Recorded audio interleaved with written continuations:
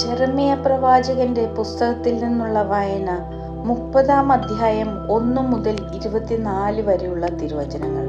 രക്ഷയുടെ വാഗ്ദാനം. കർത്താവിൽ നിന്ന് ജെറമ്യായ്ക്കുണ്ടായ അരുളപ്പാട്.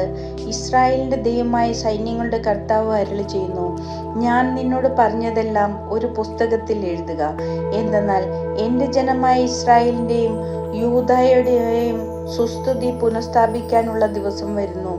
കർത്താവ് അരുളി ചെയ്യുന്നു, അവരുടെ പിതാക്കന്മാർക്ക് ഞാൻ കൊടുത്തിട്ടുള്ള ദേശത്തേക്ക് ഞാൻ അവരെ തിരിച്ച് കൊണ്ടുവരും. അവർ അത് സ്വന്തമാക്കുകയും ചെയ്യും. കർത്താവാണ് ഇത് പറയുന്നത്.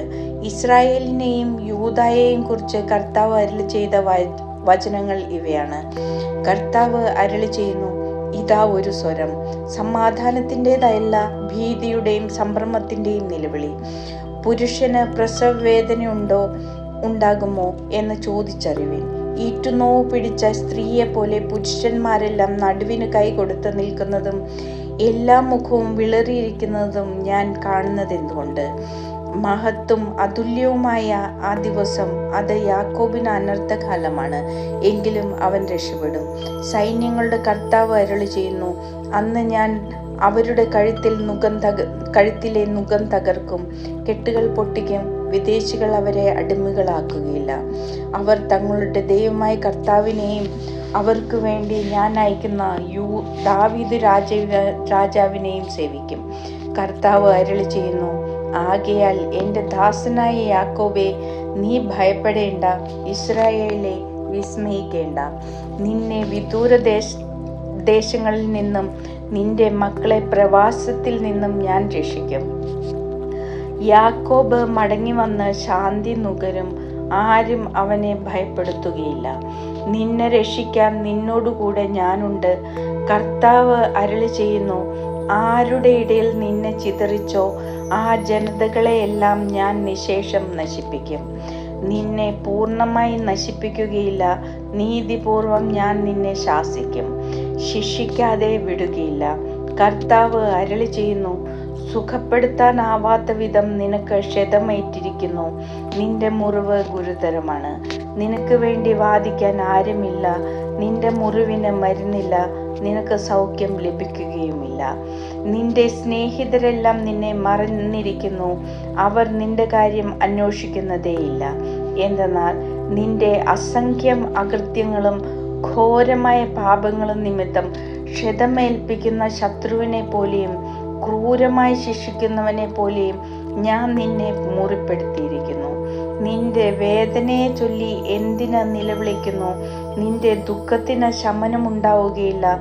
എന്തെന്നാൽ നിന്റെ അകൃത്യങ്ങൾ അസംഖ്യവും നിന്റെ പാപങ്ങൾ ഘോരവുമാണ്. ഞാനാണ് ഇവയെല്ലാം നിന്നോട് ചെയ്തത്. അതിനാൽ നിന്നെ വധിക്കുന്നവരെല്ലാം വധിക്കപ്പെടും, നിന്റെ ശത്രുക്കൾ ഒന്നൊഴിയാതെ പ്രവാസികളാകും. നിന്നെ കൊള്ളയടിക്കുന്നവർ കൊള്ളയടിക്കപ്പെടും, നിന്നെ കവർച്ച ചെയ്യുന്നവരെ ഞാൻ കവർച്ചയ്ക്ക് വിധേയരാക്കും. ഞാൻ നിനക്ക് വീണ്ടും ആരോഗ്യം നൽകും, നിന്റെ മുറിവുകൾ സുഖപ്പെടുത്തും. കർത്താവ് അരുളി ചെയ്യുന്നു, അവർ നിന്നെ ഭ്രഷ്ട എന്നും ആരും തിരിഞ്ഞു നോക്കാത്ത സിയോൻ എന്നും വിളിച്ചില്ലേ? കർത്താവ് അരുളി ചെയ്യുന്നു, യാക്കോബിന്റെ കൂടാരങ്ങളുടെ ഭാഗധേയം ഞാൻ പുനഃസ്ഥാപിക്കും, അവരുടെ വാസസ്ഥലങ്ങളോട് ഞാൻ കാരുണ്യം പ്രകടിപ്പിക്കും. നഗരം നാശകൂമ്പാരത്തിൽ നിന്ന് വീണ്ടും പണിയപ്പെടും, കൊട്ടാരം അതിൻ്റെ സ്ഥാനത്തു തന്നെ വീണ്ടും ഉയർന്നു നിൽക്കും. അവയിൽ നിന്ന് കൃതജ്ഞതാഗീതങ്ങളും സന്തുഷ്ടരുടെ ആഹ്ലാദാരവും ഉയരും. ഞാൻ അവരെ വർദ്ധിപ്പിക്കും, അവർ കുറഞ്ഞു പോവുകയില്ല. ഞാൻ അവരെ മഹത്വമണിയിക്കും, അവർ നിസ്സാരരാവുകയില്ല. അവരുടെ മക്കൾ പൂർവ്വകാലത്തേതുപോലെയാകും, അവരുടെ സമൂഹം എൻ്റെ മുൻപിൽ സുസ്ഥാപിതമാകും. അവരെ ദ്രോഹിക്കുന്നവരെ ഞാൻ ശിക്ഷിക്കും. അവരുടെ രാജാവ് അവരിൽ ഒരാൾ തന്നെ ആയിരിക്കും, അവരുടെ ഭരണാധിപൻ അവരുടെ ഇടയിൽ നിന്ന് തന്നെ വരും. എൻ്റെ സന്നിധിയിൽ വരാൻ ഞാൻ അവനെ അനുവദിക്കും, അപ്പോൾ അവൻ എൻ്റെ അടുക്കൽ വരും.